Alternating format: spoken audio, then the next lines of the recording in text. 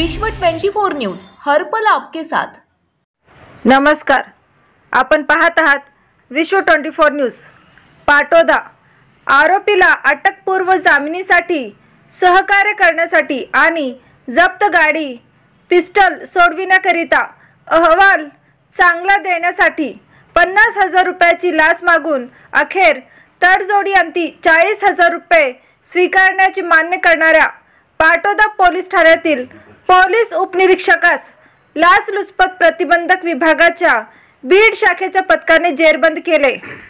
अफरोज तैमूरखा पठाण वय 26 असे त्या उपनिरीक्षकाचे नाव आहे। ते पाटोदा ठाण्यात कार्यरत होते।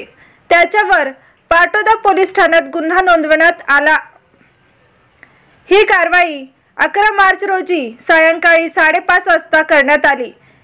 ही कारवाई लाचलुचपत प्रतिबंधक विभागाचे पोलीस अधीक्षक राहुल खाडे, अप्पर पोलीस अधीक्षक विशाल खांबे यांच्या मार्गदर्शनाखाली बीडचे उप अधीक्षक शंकर शिंदे, सुरेश सांगळे, हनुमान मोरे, संतोष राठोड यांनी केली।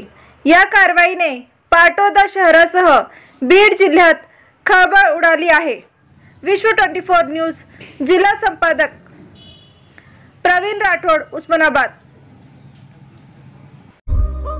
राज्यातील महत्त्वाच्या आणि आपल्या भागातील ताज्या बातम्या पाहण्यासाठी आजच आमच्या विश्व 24 न्यूज चॅनलला YouTube वर सबस्क्राइब करा आणि बेल आयकॉन प्रेस करा।